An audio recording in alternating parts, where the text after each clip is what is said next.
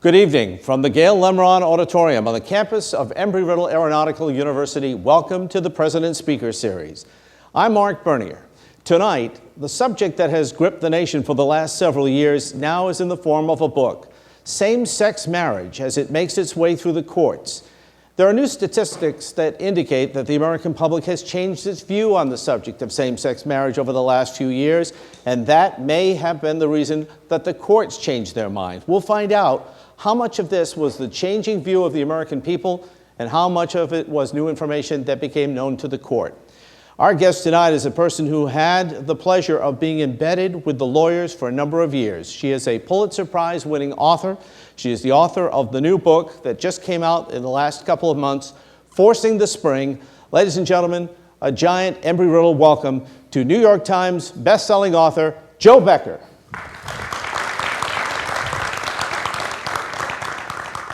Jo, thanks for making the trip to see us here. Thank you so much for having me. This is great. I tried to think of what question am I going to ask this lady that she hasn't been asked by the networks already, and I guess the obvious one is, why did you choose this topic? So you have to go back a little bit. I wrote a story about Ted Olson, and Ted Olson, of course, is the guy who won Bush v. Gore for Bush, and he and David Boies, who lost Bush v. Gore for Gore, teamed up to bring this case asking for full marriage equality across the nation and to bring this all the way to the Supreme Court. And I just thought, I knew Ted and David, actually. I'd covered the recount here in Florida. I'd watched Ted sort of over the years. He played a very interesting role in a book, in a series that I wrote about Dick Cheney, where he was one of the few people that said, I want to insist that these detainees have to have lawyers. Fascinating, because Ted lost his wife on board one of those planes. So I always thought that Ted was a much more complicated guy than the man that liberals kind of love to hate, and I wanted to find out why he came to embrace this cause. So I wrote a story, and it ran on the front page of the New York Times, and I just found I couldn't let it go. There was this incredible operation. You had, two sort of superstar lawyers funded by Rob Reiner, a Hollywood director who's made famous movies like When Harry Met Sally. The four plaintiffs that are really at the heart of this book, I got to know them a little bit in the reporting of the story. And I've always been fascinated by the civil rights fights of the previous era, and you think, what is it like to be a plaintiff in one of these major civil rights suits? I mean, what's it like to go from just being kind of two moms raising 4 teenage boys, and in that case of the other couple, a guy who was a fitness instructor and a guy who runs a movie theater, and suddenly, be cast into this light. And so I thought, if I could tell that inside story, I sort of imagined it like, what if a reporter had been embedded in Brown v. Board of Ed, as opposed to historians trying to kind of piece it all together? What would that look like? So I went to Ted and to Chad Griffin, who is sort of the main character of this book. He is a political operative, cut his teeth in the Clinton White House. Eventually he teams up, we'll talk about this a little bit later, but Ken Millman joins him on the political side of this fight, because they were using this litigation to mount a really sophisticated presidential level public education campaign, and everything was bipartisan, and I just wanted to know, what was this going to be like? What would happen? All right, several issues here before we lose people, because there's a lot of information. First, Ted Olson is probably one of the most unlikely people to represent the same-sex marriage interest, because you had this hallmark of being a conservative lawyer. To back up a little bit, you covered politics in Tallahassee before, and you were here for the recount and all of that. And it really was the first major election in which lawyers became prevalent. 50,000 of them I heard at one point. Mm-hmm. So Olson recruits his opponent, the guy who represented Al Gore, to work with him to push their case forward. And what they're doing is trying to, correct me if I'm wrong, overturn Proposition 8. And bans like it all across America. Right, and they want to take it to the Supreme Court. Mm-hmm. The Reiners write a check to start of at least $100,000. And I'm thinking to myself, when I'm going to ask you, what's in it for them to invest this much in it? Sure. Well, some people say, this is a case, scripted by Hollywood. It's actually, it's more complicated and nuanced, as everything usually is. Chad Griffin, the young man who is the center of this book, the political consultant, he is a big Democratic fundraiser. He basically was the conduit for Hollywood money for Democratic presidential candidates. But he was like a son to Rob Reiner. And he came out late in life, and one of the first people he sat down and told was Rob and his wife, Michelle. And so when Proposition 8 passed, on the night that it passed, Chad was sitting in a hotel room, and he, everybody in his world, they're all, Democrats, are, exuberant. The first African-American president had just been elected, but he's sort of watching the returns come in. And as the president is sort of saying change has come to America, he's realizing that it hasn't come for everybody, and it certainly hasn't come for people like him and gays and lesbians, because Proposition 8 passed. Here in Florida, an anti-gay initiative also passed on adoption, I believe. And in Arkansas, the home state where he grew up in, same thing. And so a couple weeks later, he was kind of commiserating with his friends. His friends just happened to be famous Hollywood people, the Reiners, and they were at the Polo Lounge, which is this kind of place where movie people come to kind of make deals, and just sort of saying, well, what could they do? And by happenstance, this woman walks by the table, a friend of Michelle's, and learns what they're talking about. Says, you should talk to my brother-in-law, my ex-brother-in-law. He's a constitutional lawyer. I think he'd be on your side of this. And they say, well, who is it? I said, Ted Olson. I mean, Rob Reiner's jaw fell to the floor. On the night that Bush v. Gore was won, and Ted Olson was celebrating with Ken Starr and others, and Rob and Chad Griffin had driven to the Supreme Court alone after being at the vice president's home and watching this happen, and they just sort of stood dejected outside of the Supreme Court, and they thought, like Ted Olson, why on earth would I want to talk to him? But they both realized right away that if a guy as conservative as Ted Olson would take on this cause, that could be a game changer. There's so many twists and turns in this story. Just to relate to you, the fact that he would take his opponent, and Ted Olson, for those of you who may not know, was a Solicitor General at one point in the Bush administration. The kind of eerie thing about this is that Barbara Olson was supposed to be here at Embry-Riddle in November of 2001. Oh my goodness. And on 9/11, they used to take messages with paper. Some of you may remember that. And I had a telephone message from Barbara Olson the early morning of 9/11 saying, Mark, I'll be at Embry-Riddle in November of 2001. And she died in the plane crash. We talked to Ted later. He has since remarried. And in the book, you talk about the type of guy he is. This is not a typical story. It's about people who believed in a right. You caught flack from an MSNBC host for your first sentence of the book. And you were being accused of, in essence, reinventing this story as to suggest it begins, I believe it is, this is how a revolution begins. You were being accused of suggesting that your book, your story, is how this whole movement began, and it didn't. But what you were doing was, am I correct? Indicating how this story begins, not the whole issue of same-sex marriage. That's true. That's exactly right. And I think anybody that even opened the front cover of it and said this is a story of Proposition 8 and DOMA and the two cases that went to the Supreme Court. But what's interesting about that is what is the definition of revolution? It's an insurrection. This was an insurrection. This case was and the DOMA case, by the way, was an insurrection against all of the conventional thinking of the established LGBT rights groups. And it's not that they didn't agree with the outcome, obviously, right? They were really scared that the country wasn't ready and that the Supreme Court wouldn't be ready. And there's this meeting at the Reiner's house, which I describe in the book. And they've basically been doing all of this work in secret to try to find plaintiffs, to try to bring this case, kind of pull it all together. And they've decided to that they had to let these groups know. So they bring together Lambda Legal and the ACLU and fill them in on what they're thinking about. And it's like all of these lawyers sort of exploded in a kind of cacophony of criticism. And what they said was, you can't count to 5, basically, meaning 5 out of the 9. That there wouldn't be 5 of the 9 justices that would be willing to say that this was a right. And not only that, but you will lose and you will set back the movement by decades. And these lawyers remembered what had happened in a case called Bowers. In the Bowers case, they the ACLU had brought a challenge against the sodomy law in Georgia, and criminalizing gay sex, and they lost.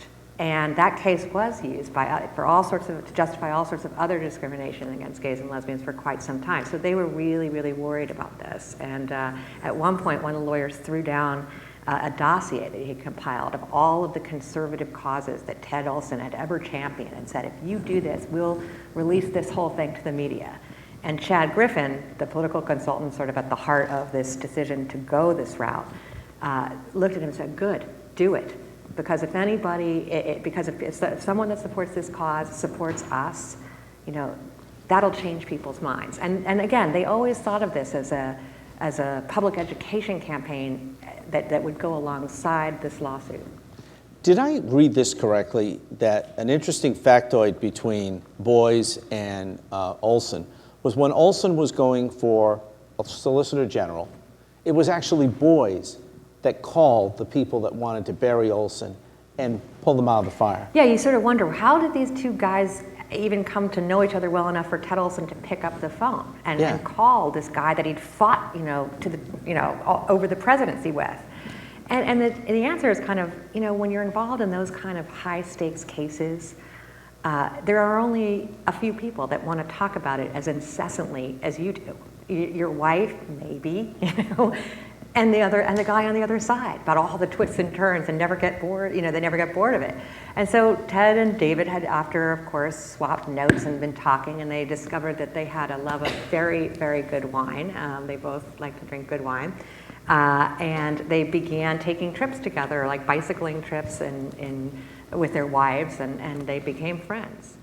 When they're going through the argument, because this is one of the things I think everyone here is going to be wondering about, how do they get around the procreation angle?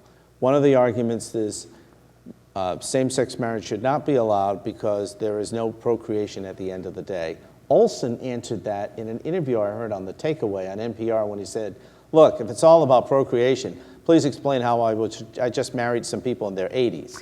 Well, this is they're not going to procreate. This was the judge. Judge Walker actually said that Judge Walker was the federal judge that heard this case, and there was a full-blown trial. There was evidence put on. So Judge Walker, kind of interesting point.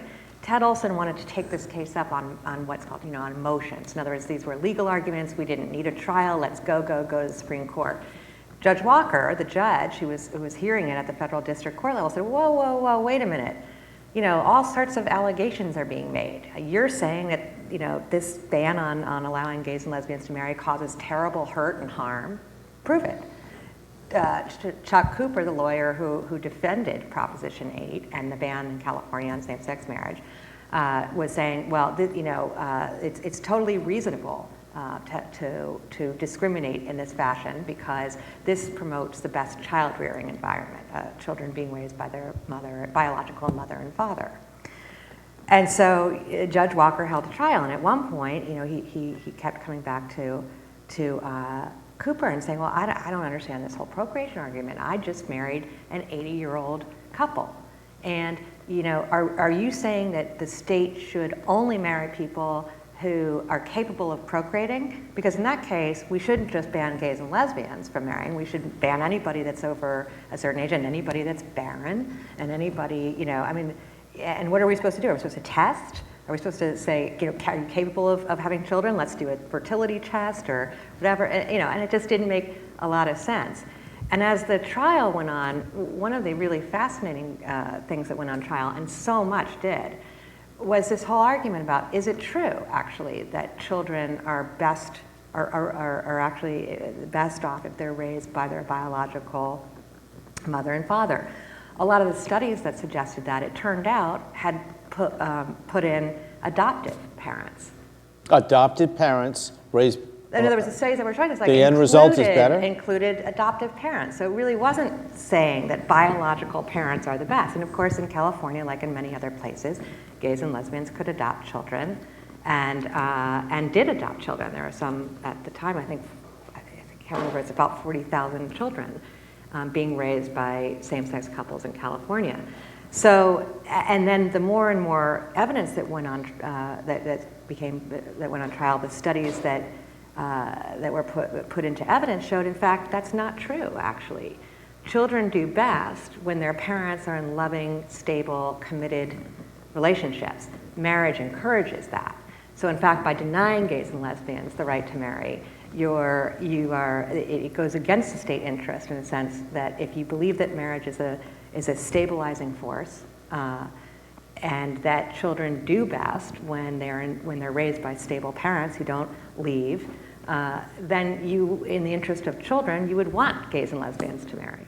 Why do you think the majority of Americans have changed their view and are now more favorable to same-sex marriage? What caused that to happen? So that's a really complicated question, so I'd like to kind of break it down. Okay.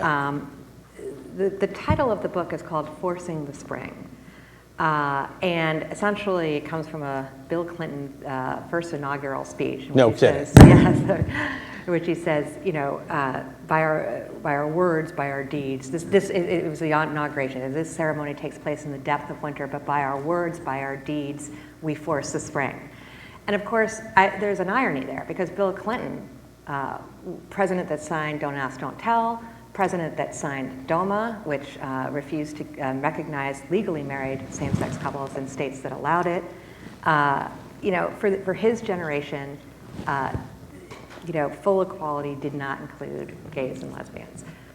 So that said, for a new generation of Americans, the millennial generation, a lot of your students, I'm sure, you know, they just don't see this as an issue. They don't get it. They don't understand why we're all fighting about it. And so change was coming. And the question was, how fast?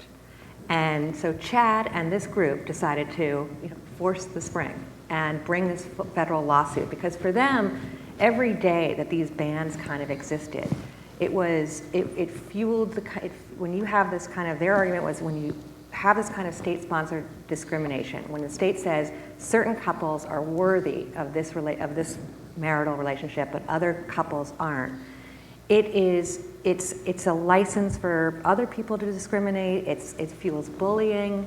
That, you know, and it harms people. There's a stigma to kind of being seen as kind of inferior and second class. There's a lot of evidence about that I write about in the book, in the trial. I did read the book, yeah. As everybody can see.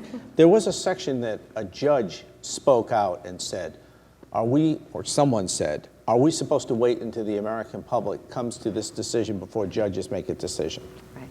That was a big tension. I mean, so when they brought this case and when I started following it, there were only 2 states in the country that allowed same-sex marriage. The majority of Americans were opposed. They had just lost in California. If they can't win on the left coast, Chad's and the Reiners and Ted and David's thinking went, where could they win at the ballot box? And for them, the idea that the LGBT community and the legal rights groups had been pursuing this kind of state-by-state strategy, and they wanted 30 states to be in the sort of recognition column of recognizing some form of gay and lesbian relationships before you would take this to the federal court, for the reasons that we just discussed a little bit earlier. And but Chad and this group said, well, but look, your state-by-state strategy, we won in California. We took this to the state court, and then the voters just turned around and took it away. So what could be given at the state level could also be taken away, and that was one of the lessons for them of the Prop 8 loss. So they decided to kind of, you know, go this route, and it was the first case of its kind. It was the first federal trial of its kind, and it really was an amazing journey, and with, as you said, lots of twists and turns.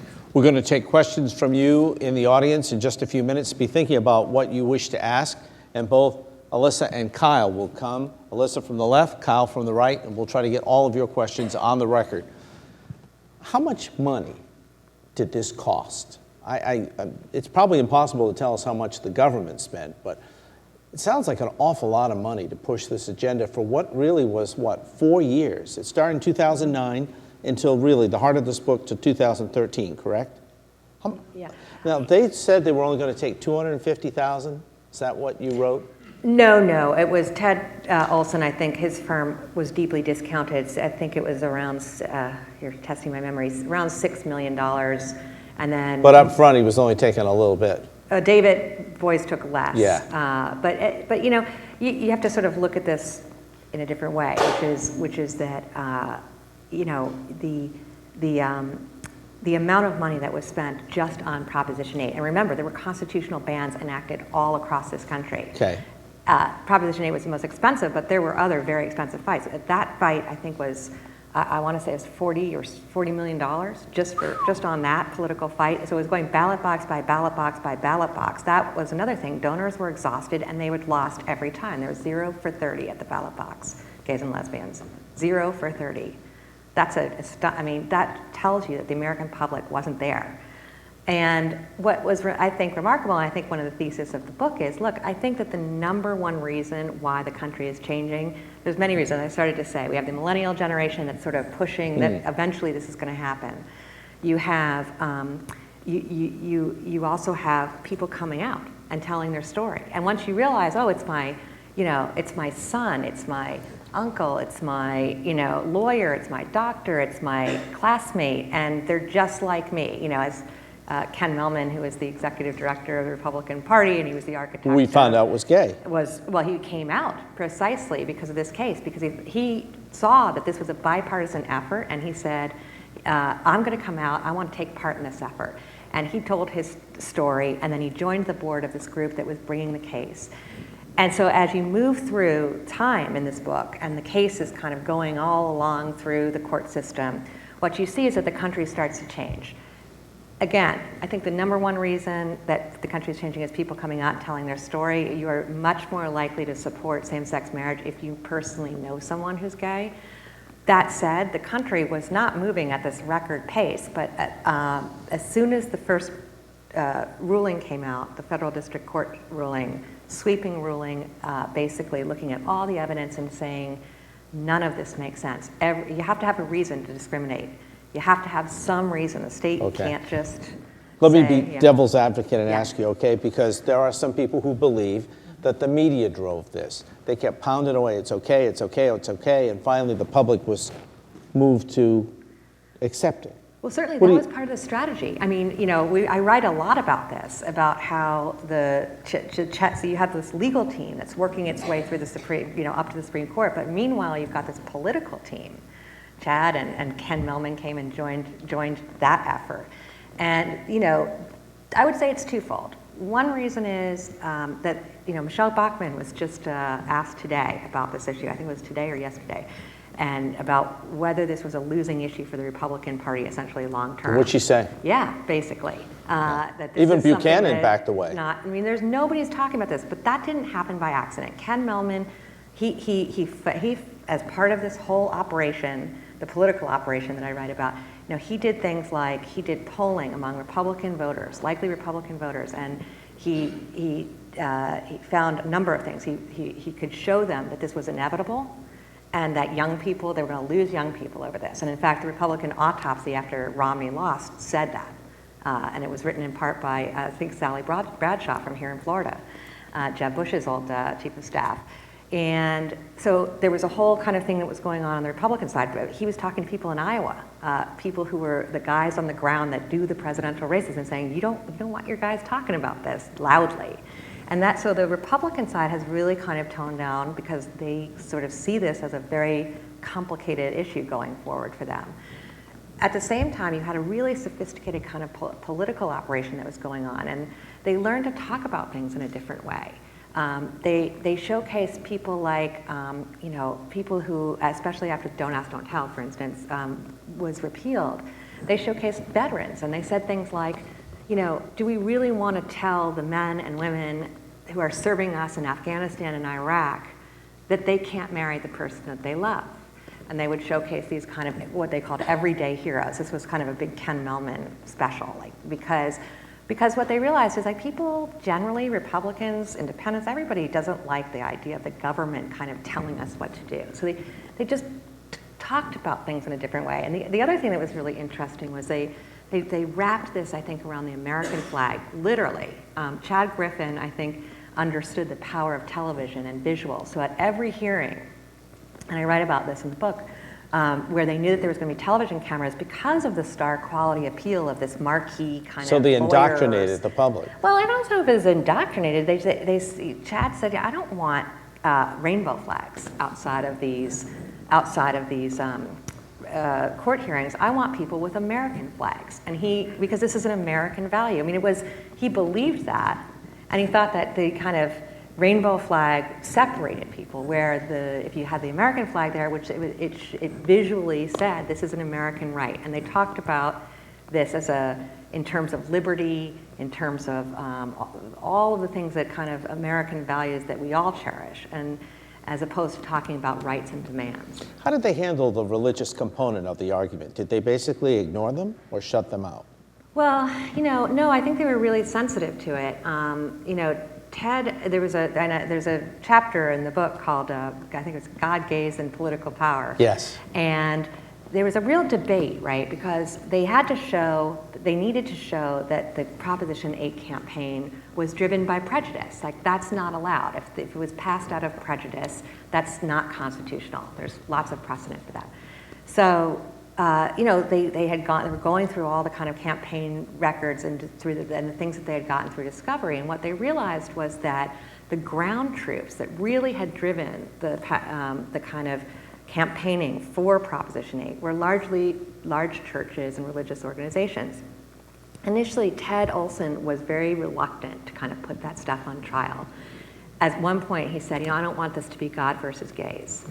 And he understood, he said, look, I've got a lot of friends. And I describe a scene in which one friend of his, and he lost several over this, said, I just don't see it the way you do. And, but he wanted to be respectful of that. And it was important that they be respectful over that. Because, again, this is not just a legal campaign, it's a political campaign. And if you basically attack people based on their religions, that's not a message that's really going to get people to change their minds.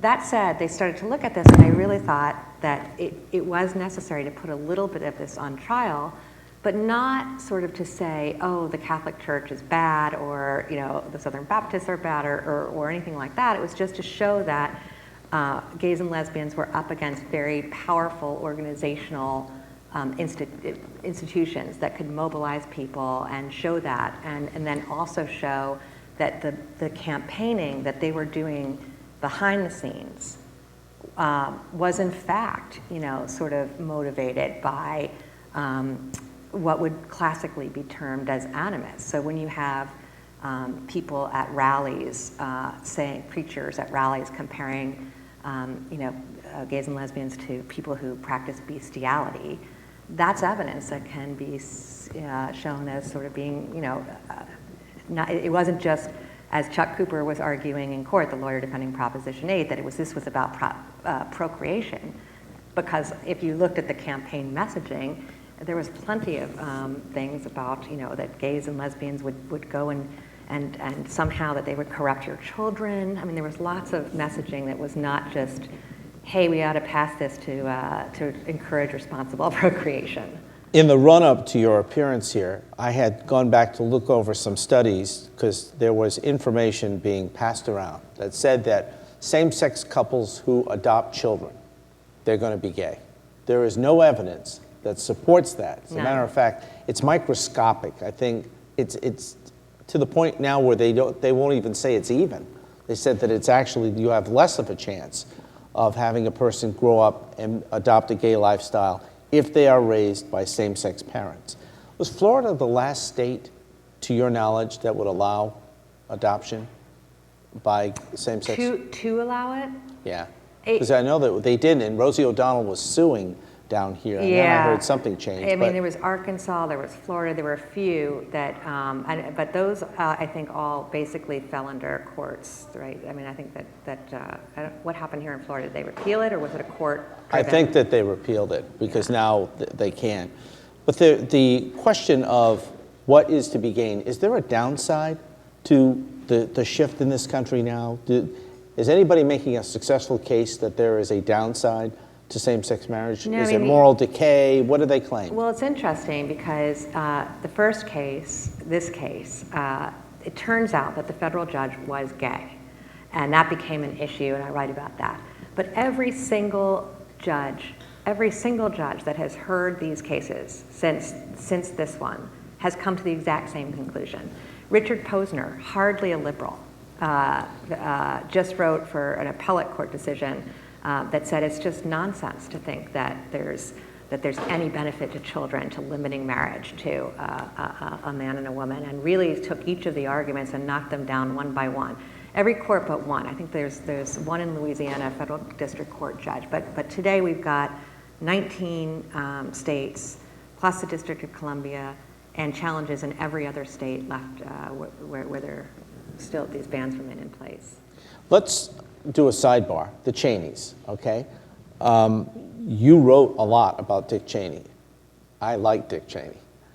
If I read all of your stuff, am I not going to like Dick Cheney anymore? I don't think so. Okay. It was an interesting thing. Because a lot of press people don't like him. A 4-part series in the Washington Post, and it was amazing to me because this is one of the rare instances where people on both sides said, I loved it.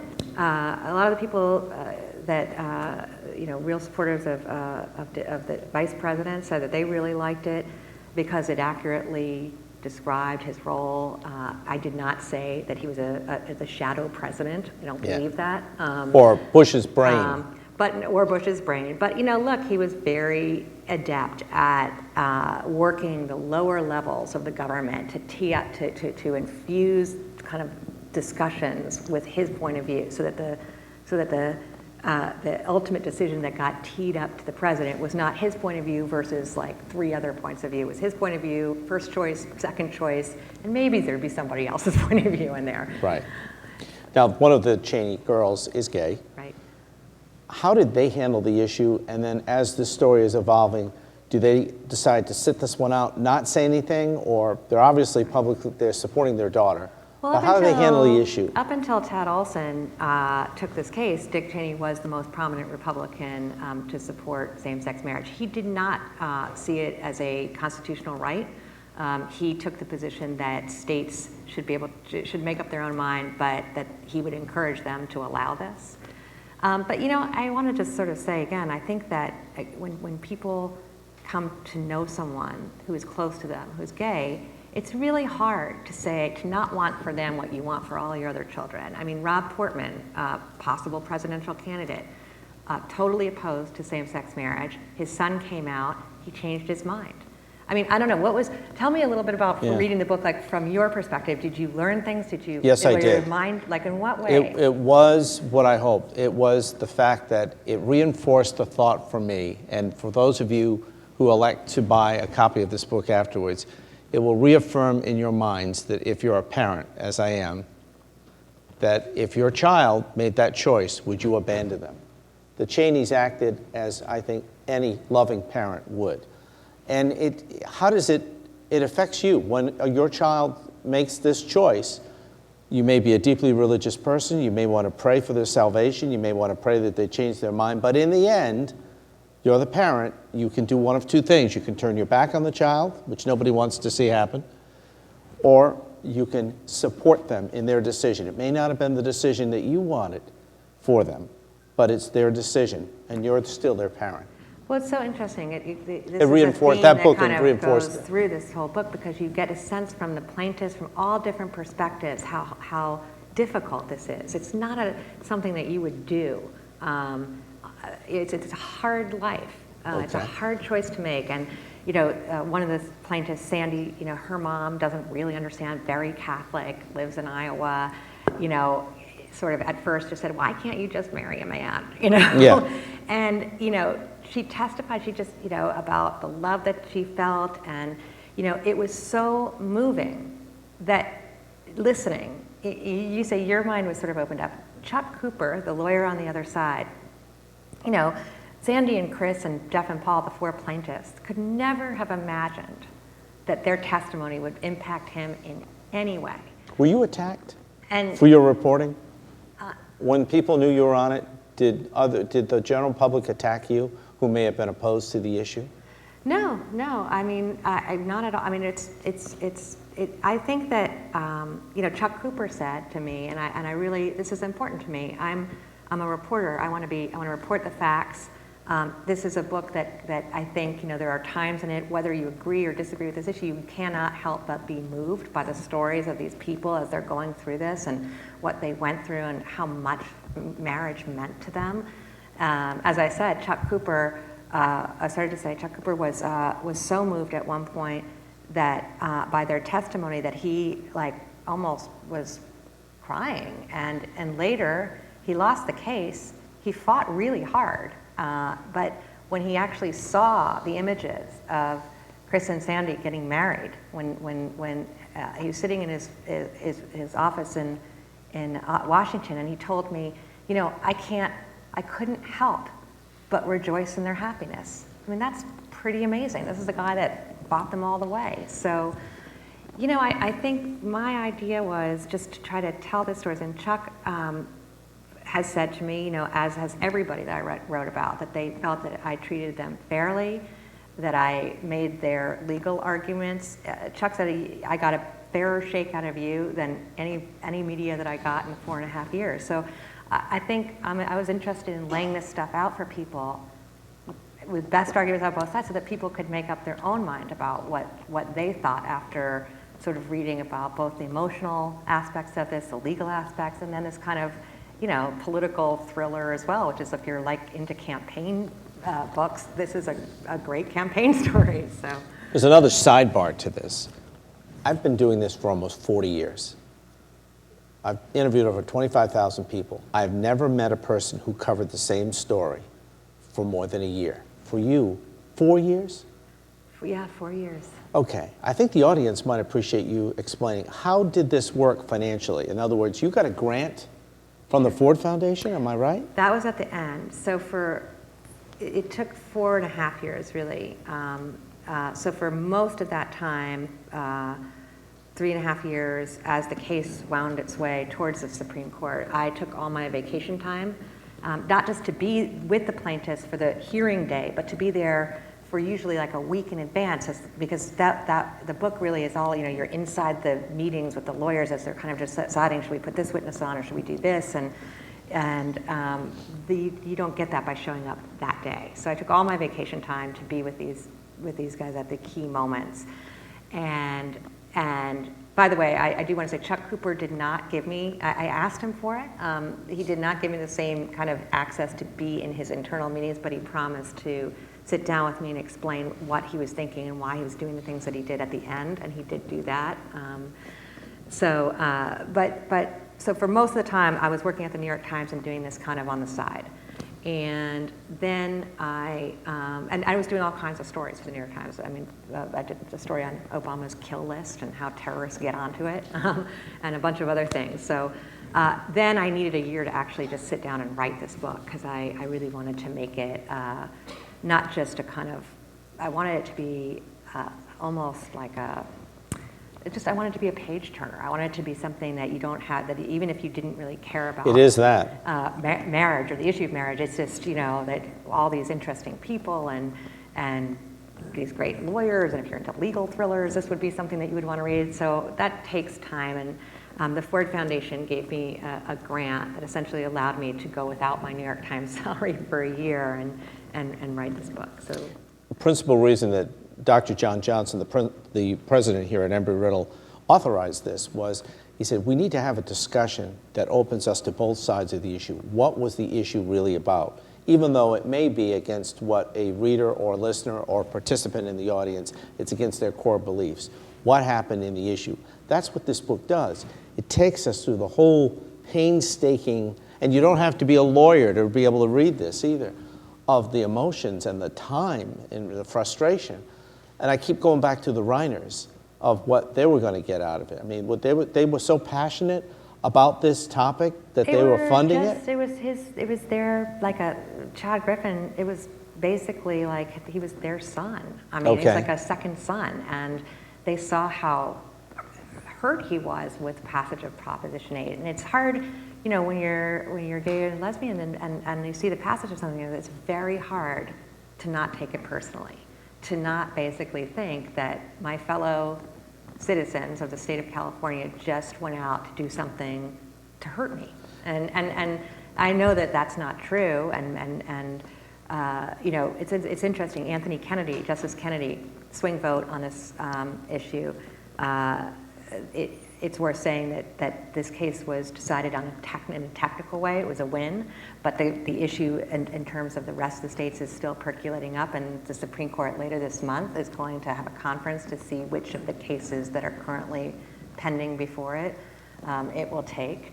But this was sort of, I think it'll be, most people, most lawyers on both sides think that this is kind of a fait accompli, that that Scalia was correct when the Supreme Court decided these two cases and said it wasn't deciding a larger issue. And Scalia, in his dissent, said that's ridiculous. So I think most people agree with that. So this is what will happen. Will be sort of perhaps a little anticlimactic. There was a discussion as to whether certain times they should videotape proceedings, correct? Yeah. That was in this. Mm-hmm. And of course, they don't allow video cameras in the Supreme Court. You were in there, correct? Yes. Well, this was the discussion was over whether to televise the federal district trial. Correct. And but in the Supreme Court, how did they act? Were they pompous? Were they courteous? Because I hear they could be a pretty rough group. They are a pretty rough group. You know, a lot of times lawyers are lucky to get a few words out before someone else will just They interrupt. They interrupt. I mean, it depends on the justices. I mean, Justice Thomas famously has not really uttered a word, a substantive word in oral argument in years. He just doesn't think it's helpful. Even Justice Bader Ginsburg says, you know, most of it is in the briefs. But you know, nobody goes into these oral arguments thinking, you know, taking them lightly, because maybe they don't win the case, but they sure can lose one. So if you aren't on your toes, you can lose a case during oral argument. And you know, I talk about in the book that everybody's so nervous, you know, going to the Supreme Court that day, and you know, it's after all these years of kind of ups and downs and ins and outs, and they're finally at the Supreme Court, and they're walking up the steps, and you know, on the way it was kind of sad, like you know, Chris and Sandy were. Everybody was nervous, and you know, you imagine like you're a plaintiff in these suits, like anything can happen. You know, I mean, there's a lot of emotion around this issue. So you know, everybody's kind of hustling towards the Supreme Court. There's huge crowds and signs on both sides, and they were walking in, and some older man walked by them, and Chris and Sandy were like very nervous, and they were holding hands, and he said, you know, shame. And they both, you know, started, and it was very emotional. But you go in, and it's over like that. I mean, all these years, volumes and volumes, reams of trial transcripts and briefs, and it's like 20 minutes to decide some of the most important. And the light goes off. Yeah, it's 30 minutes per side, but because the Solicitor General came in, it's 20 plus he gets 10. And it's really, it's astonishing that it's that short. And then it's hurry up and wait, and usually the decisions are rendered by the end of June. Yeah, and they kept going back every day to try to, you know, was it going to be today? Because they don't tell you in advance, and nothing leaks out of the Supreme Court. So. It's like white smoke for the Pope. It is. If you have a question, let's come to the audience right now. And Alyssa from the left, Kyle from the right. We've got a gentleman up front here. And for our radio audience, you're listening to the President Speaker Series from Embry-Riddle on WNDB. My guest is Jo Becker. She is the author of the book, Forcing the Spring. Good evening, sir. A double barrel hearing. We can hear you. Question. States' rights and reciprocity in honoring marriages made in one state, honoring or failing to honor it as a marriage in another state. do states have the right to confer privilege of marriage, or is it a fundamental right that they can't change their mind on? The legislation can't say 10 years from now we changed our mind, it's now illegal again. Is it a right or a privilege granted by states? Right. Well, so that is the crux of this argument that was made in this book. It's the crux of the legal argument. So, and one way to answer your question is to go back and talk about Loving v. Virginia, which was a case about interracial marriage, and certain states banned it, and other states had voted to allow it, and it was sort of in the political process until there was a federal challenge, and that finally went to the Supreme Court, and Loving v. Virginia was handed down. And essentially what the court has said is, look, yes, marriage is, generally speaking, a state prerogative, right? It's performed by the state, it's recognized by the state, but there's a constitutional floor. Like, you can't, just because a state has a right to do something doesn't mean it can violate the federal constitution. And what the court found in that case was it did. Interracial marriage bans was a violation of both due process and equal protection, the guarantees of our Constitution. Same arguments are being made here, that the discriminatory nature of these laws creates stigma. Those were arguments made in Loving v. Virginia. And interestingly, some of the southern states that had these bans said things like, well, we do this because it promotes the best child rearing environment, that children of mixed marriages, they're just not going to do too well because society doesn't like that. And so a lot of the same arguments that were made about interracial marriage bans on both sides are being replicated in the arguments here. Ultimately the Supreme Court's going to have to say, I mean, basically Proposition 8 fell, but as I said, the question of whether the bans in all of these other states will survive is it's at the crux of your question. Let's come over to the left here. Good evening, sir. Okay, when I was a college student, I took some stands that later in life, as I near the end of my life now, I have reversed. So a lot of stands I took at college, I find out now I was wrong, and so you're just making a comment that the millennials seem to be more comfortable with this. They may find later in life that maybe that they might want to reverse that position. Maybe, I don't know. But before we change an institution that has served humanity for thousands and thousands of years, did anybody think about the solution might have been a civil union that would give them these legal benefits? Before we changed an institution, could we just, was that ever a thought anywhere? That maybe we should step into this more?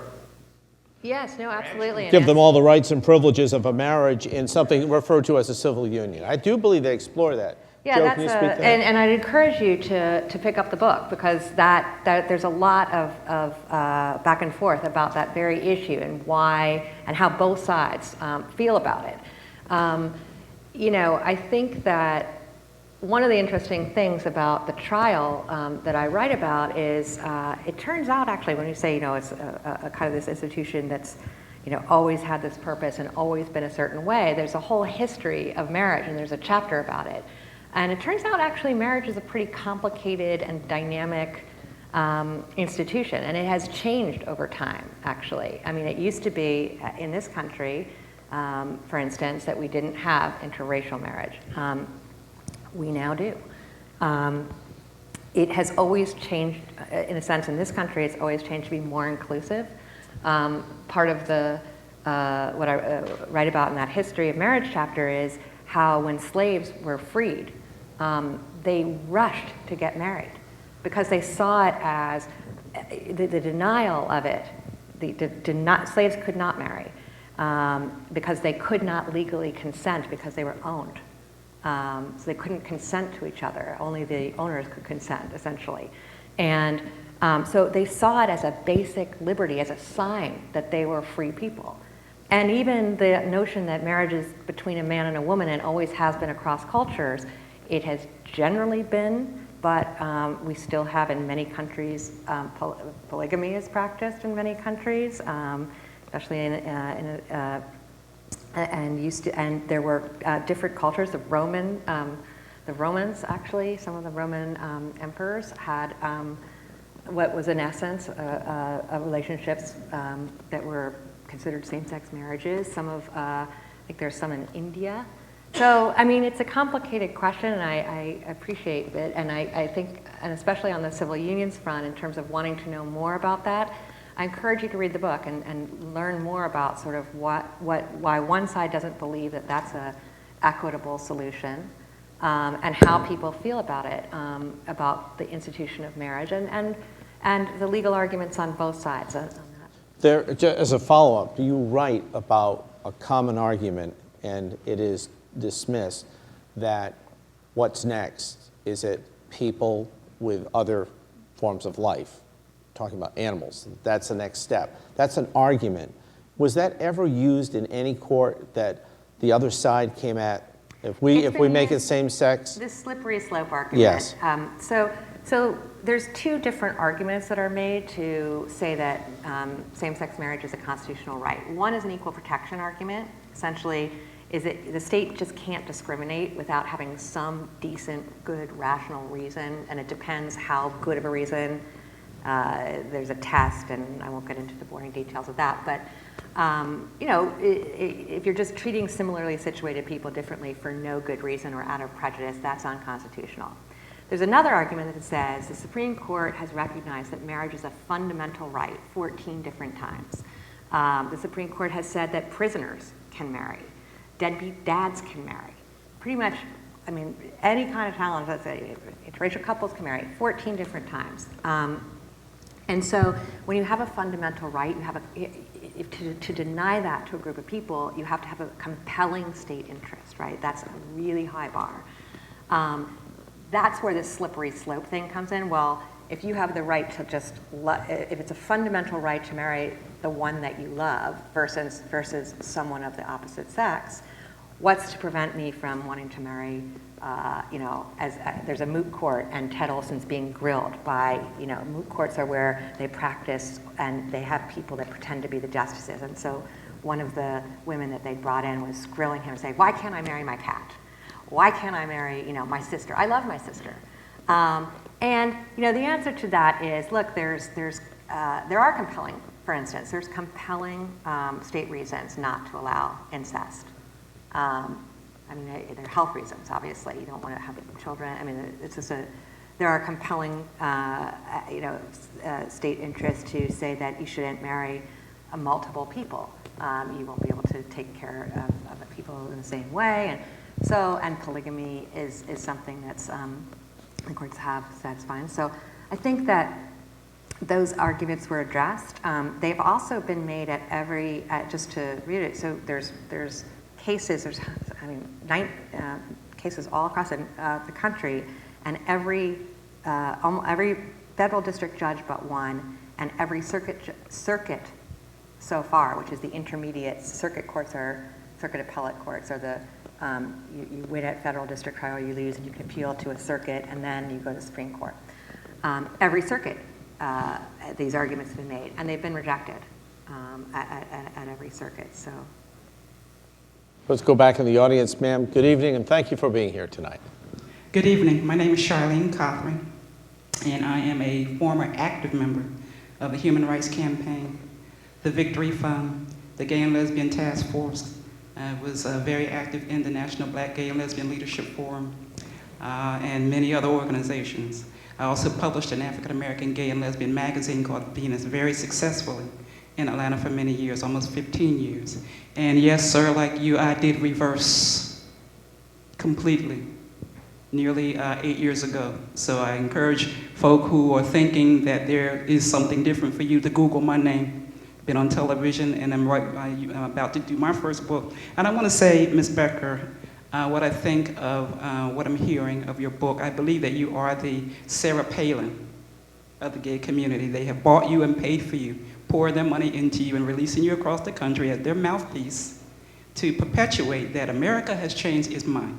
Well, my question for you tonight is, if America has changed its mind, why are they afraid to put it back on the ballot?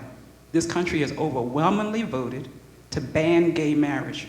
If America has changed its mind, why not put it back to a vote? That's question number one. Well, Okay, that's well, let me just that. stop I can there. give you one question. You want to respond to Let's- the yeah. personal attack as well. Yeah, so that is just simply, I mean, I want to specifically say I was not bought and paid for. I received no money from the groups, any of the gay rights groups. I covered this as I would, you know, I'm a New York Times Pulitzer Prize-winning reporter, and you know, so You were so I not wanna sort of- underwritten by. I'm not underwritten. Yeah, written. That and not only that, but nobody had the right to read this book before it was published. They didn't have any veto rights. I was let in to document what I saw. I spent 4 years reporting on what I saw. To your other question, I would say that, you know, look, the opinion polls are the opinion polls, you know, and name it. There's not one poll that doesn't show movement in the direction of marriage equality, and there's not one poll now that doesn't show support for same-sex marriage at over 50%. So I, you know, think that there's sort of evidence to say that the country is moving, not just my opinion. Well, let me ask, why is it not on the ballot? So To follow up to it that. did go on the ballot, actually. It did? The last election, in 4 states, same-sex marriage was on the ballot. In Washington, Maryland, and Maine, they voted to extend the right to marry to gay and lesbian couples. And in Minnesota, they voted against a proposed constitutional amendment to enshrine a ban on same-sex marriage into their constitution. So it's it has also a- not true that they've never won, but when the case was brought, they were over 30. So Okay. since then, there's been, in the 4 states where it's gone on the ballot, they have won. Do you envision more ballot activity for this question? You know, I think that most people are waiting for. I don't think that there's a lot going on the ballot in the midterms. Nothing here. And by the time our next presidential election rolls around, you're going to have a Supreme Court decision, is my guess, and it's in all likelihood we will have that. So it would be irrelevant whether it's going on the ballot. Okay, I hope you'll forgive me. I generally don't need to do this, but to sort of admonish the audience of not attacking the guest personally. If you have a question, we will certainly welcome that question, but I prefer not to hear any further attacks. Sir, welcome. Thank you for being here. Thank you very much.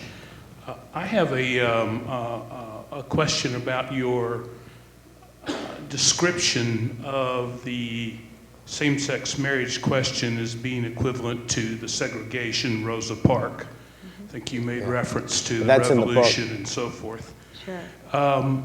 And I grew up in a segregated society. There's no question that generational changes have made segregation be an issue that was morally incorrect and is not opposed by most of the fair-thinking people in this country. Abortion, for example, is a different issue. Can you get to the question? Because I'm running out of time. Abortion hangs on a moral issue in a 5-4 decision in the Supreme Court. Why do you think the same-sex marriage is a fait accompli, that in a period of time it'll be something accepted rather than being an issue like abortion that is still hangs Sure. in the balance of a morality issue in a divided country? Sure, I'd love to answer that question. I think it's an interesting question. I mean, one of the issues and why people were afraid of taking this issue to the Supreme Court was that there would be a backlash similar to the one that occurred after the Supreme Court decided Roe v. Wade. And Ruth Bader Ginsburg, liberal justice who is a supporter of abortion rights, regrets that the court moved as quickly as it did in Roe. And so there was a lot of back and forth as this case got closer and closer to the Supreme Court. Would the court be worried about a backlash? I think that so far, what you've seen as these you've seen just a rash of court decisions in the wake of these 2 cases going to the Supreme Court. In Utah, in places in the country where if there was going to be a backlash, you would certainly expect there to be one. And so far, it's been a kind of collective shrug. One of the things that I think is really interesting is that you hardly ever see, name a Republican elected official that goes on radio programs or television programs anymore and takes the position that gays and lesbians should be denied the right to marry. They're all laying low. So I think that the idea that there's some kind of lurking outrage, so far it hasn't materialized. I mean, that's all we can say. I mean, I take your point that... I had Pat Buchanan on the air. He wouldn't take it. He wouldn't take the pledge. Ron DeSantis wouldn't take the pledge. John Mica wouldn't take the pledge. Ashcroft wouldn't take the pledge. None of these guys want to. They want to. It's almost radioactive at this point. Well, I also think, look, let's be fair to these guys and not say it's just all about politics. I think the country's trying to grapple with this issue. I think that if you look at I'm sorry to interrupt you. Is the moral majority losing? They were controlling things for a while. Have they lost their effectiveness? I think that the questioner's question that look, people opposition to abortion remains strong. So it's not that social issues are just going by the wayside. I think that people are having a conversation in this country about marriage, and getting married is different. I mean, it is a different sort of thing. It's than abortion, and I would say that 1 out of 4 people, Pew polling shows that 1 out of 4 people that now support same-sex marriage used to have the opposite view. So people are changing their minds. Is there any statistical evidence, before we go back to the audience, that indicates what a report that I saw, that same-sex couples stay together more often by percentage than heterosexual couples? In other words, is there less, it may be too immature in the study for it to be conclusive, but there was some audience being given to an argument that they don't break up as often. Right. I mean, Anthony Kennedy talked about during the arguments, and it was interesting because Chris and Sandy, they have 4 boys, 2 of whom were at the Supreme Court that day. And he was, as typical of Anthony Kennedy, wrestling with himself. He's, on the one hand, there's tradition, but on the other hand, what about the 40,000 kids living in California being raised by same-sex couples? Don't they have a voice here too? I think that certainly, I think that most people agree that marriage is a stabilizing force. There was evidence in the trial about the economic benefits of marriage, all sorts of benefits of marriage, health benefits. It's actually pretty astonishing how better off you are if you're married. And so it's not surprising that people who are married hopefully think twice before they split up. Let's come back in the audience. Thank you. We invited several people from the legal community to be here as well. Good evening. Hi, Mark. Lloyd Bowers, law firm Wickersham Bowers. I would never attack you. So my comment simply is, I remember so clearly when Lawrence v. Texas was handled down in 2003, which was the Supreme Court case that overturned Bowers versus Hardwick, which said that sodomy laws were unconstitutional. A seminal case. I think if it wasn't for Lawrence v. Texas, we wouldn't be here today talking about marriage, because we had to make the love between 2 people of the same gender as being non-criminal before we could ever get to the argument we had today. But there was a poll that was done then that said even at that point, and that was 2003, which then was almost 40 years after Loving v. Virginia, which was 1966, that 1/5 of the American public at that point still thought that interracial marriage should not be allowed. So just because the Supreme Court hands down a decision, that doesn't mean that everyone always comes along. And even though times change, there's still going to be an element of the population that it's going to take a while for them to come along with this. So the point that you make is very interesting and very valid as far as the difference between abortion and marriage and the rights of marriage and the rights of couples. What I would be curious to have your take on is your opinion of Justice Feldman's decision in the Eastern District of Louisiana, who is the one judge who has gone in the opposite direction, because I don't know if you've read his opinion, but the majority of it does focus on families and child rearing and the importance of having a mother and a father, which I thought was interesting. even more so in the fact that Judge Feldman began his career as the first law clerk for John Minor Wisdom, who was considered to be one of the preeminent Southern civil rights jurists, who wrote most of the great opinions that overturned a lot of the laws against integration in the South in the 50s and 60s.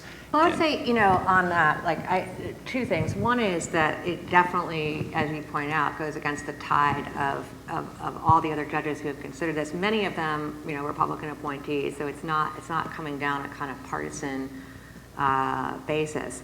That case, they did not have a trial. So, I think that, the trial record of the Perry case, the case that I read about Prop 8, they addressed all of these things. There was, Judge Walker subjected these arguments to the crucible of cross-examination. Kept saying, where are the facts? What is the harm? What's the harm of allowing gays and lesbians to marry? And at one point, Chuck Cooper and this kind of what was dubbed the Cooper blooper by the political team pushing for this case was just that I don't know. I don't know. And, his argument really was, since we're not totally sure, we shouldn't, Californians should be allowed to press the pause button, is sort of what he said. But, in fact, Californians didn't do that, right? Californians didn't say, let's see how Massachusetts and these other states do and see if it is causing some sort of big disruption for heterosexual marriage, and we'll have a temporary ban of 5 years. They enshrined it into their constitution, so it was hard to make that argument. I would just say that, if you read the book and look at the evidence, you can come to your own conclusions about a judge making the kind of claims that he did in that decision without the benefit of a trial. And it was also not only a case without a trial, but it was also a summary judgment where he took on issues that weren't even before the court, because he only had before him whether that Louisiana should recognize marriages from another state. Exactly. And he said, I'm also going to take on the right of whether Louisianans should be able to marry, even though that was not before him, which I thought was interesting. Thank you, Lloyd. Appreciate it. Coming back over here, Alyssa now with someone on the other side. Hi, I'm Tim Wilson. I'm on the faculty here at Embry-Riddle. This is my husband, Mac McKinley. I know that feeling that Chad Griffin felt in 2008 because I worked the polls here in Florida for Amendment 2. We lost by an over 60% margin, and had a woman at the polls look at me straight in the eye and say, "It's an abomination." So I know that sinking feeling that Chad Griffin had at that point. But I also know the elation that I had when my partner and I went to New York and got married, and just how much our lives have been better because we got married, and that it does make a difference to be called married, to call him my husband, that makes a real difference in our lives and in what other people think about us. I talk a lot about that in the book. Thanks. You really get to, whether you agree or don't agree, you have to, in some ways, identify, I think, as you follow these 4 people in their lives, and, they talk about, I'm a straight person, I'm married, my husband and I, if we check into a hotel, nobody says, oh gosh, I have you down for a king, obviously that's a mistake. You just leaped into the issue that nobody wanted to ask. She must be gay that she wrote this. She's not. She's married to a guy from the New York Times. Onward and upward. Anyhow, that doesn't happen to me. But it's just it's a terrible feeling where they talk about, you go to the doctor's office and there's a form and it says, are you married, divorced, or single? And there's no box for you. And that makes you feel like you just don't exist almost. And they talk about it. And again, whatever, your religious beliefs or something, it's very hard when you read that stuff to not feel like, oh. It did. It kind of staggered me, too. It did. In the audience, up front now. Hi. So it seems that you get a lot of questions, and perhaps even as you were writing, anticipated questions about what made all these straight people want to get involved in this fight, like that kind of questioning. And so with the Rob Reiner story, for example, and the idea that this man is like a son to him and that sort of thing. So I wonder how often it comes up that while that may be true, that some of it is just, it's a basic human right and I'm going to care about it because I care about people, is that something that is just hard for people to understand, you find? Or so there always kind of needs to be that personal story that explains their interest? I just or think advocacy? it always, you know, I mean, for all of us, right? I mean, whenever we have a conversation with each other about things, as you know, the more that you can kind of say how it relates to your own life, I just think that's, people are more willing to kind of discuss and think about that. I mean, I wanted to tell a story, you know. I wanted to tell a story that you'd want to read, and that would, you know, kind of be, as we said, like a page turner, and along the way be educated on both sides of why people feel the way that they do, what are the legal arguments. But I always tried to make it to come back to the personal. So you would sort of, at any given moment, you know, talk about, you know, there was a debate at one, I'll give you an example. There was a debate at one point, and the lawyers were in a room. They were putting together a videotape that was going to be evidence of animus, evidence that the campaign was motivated by prejudice. The gay lawyers and the straight lawyers had a big difference of opinion about one particular piece that they wanted to put on. And it basically was, you know, my child went to a lesbian wedding. Think it can't happen. It can happen. It has happened here. And it was a campaign commercial. The straight lawyer said, I don't know about that. Like that, I think it's offensive, but I'm worried that might actually resonate with some judge up the line in the wrong way. And the gay lawyers all said, well, whoa, wait a minute. You know, this is exactly the kind of insidious discrimination. You're basically saying that certain kinds of weddings are okay and other kinds aren't. And they're like, what do you mean? We don't teach, you know, we don't teach about straight weddings to kindergartners or first graders. And they're like, absolutely, every fairy tale is about that. We have, you know, flower girls and ring bearers. And it clicked to this one guy and he said, you know, you're right. Like, we're basically saying that it's okay to bring children to one kind of wedding, but not to another. And that is treating similarly situated events completely differently, and it is motivated by prejudice. So he did go ahead and put it on, and it was aired in the court. We have a question that's come in from Ray Sanchez of Volusia 912. He says, ask about the root of matrimony. Matri, and this is Latin, means mother. Mon means man. Did that ever come up in the argument? It did not come up in the arguments, but the history of marriage, as I said, very much did. And the idea that you know, marriage has always been static and the same, I think, is not totally supported by the evidence. Moreover, I think that you know, just because something is rooted in tradition, there's actually a Supreme Court case on this point, where the Supreme Court said just because it's rooted in tradition doesn't make it constitutional. We have time for a couple more questions before we part company tonight. Is there anyone we've missed before we conclude? Alyssa will run up, and Mike, one more. Howdy. I have kind of an overarching question about marriage, because you brought up the point that the definition of marriage and our ideas is very dynamic and individual. How much do you actually believe it is the state, and by that I mean the government business marriage, and how much control or government involvement they should even have in the whole issue? Right. That's a great question. It's one that Judge Walker asked. He's a libertarian and Republican appointee, but generally has a libertarian sort of streak. And during the arguments, Judge Walker asked Olson, well, it seems to me, Judge Walker said, the problem is that the state is in the business of bestowing this honor of marriage. And that is what's causing the problems, because it's bestowing it on one set of people, but saying civil unions are you know, relegated to the other set of people. And he looks at Olson, he says, what if we just got out of the business of marriage altogether and everything was called a civil union? And Olson sort of stuttered. Judge Walker really did catch him off guard with that question. It kind of came out of left field. And eventually he said, well, I guess, you know, if that were really the case and nobody was in it, I guess we wouldn't have an equal protection problem. But let's face it, I mean, go to the ballot and tell the state of California or the state of Florida that we're going to abolish marriage. That's probably not going to happen. Let's see, are we done?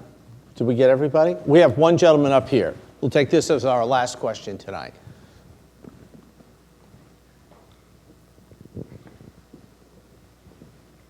I actually have a question for you.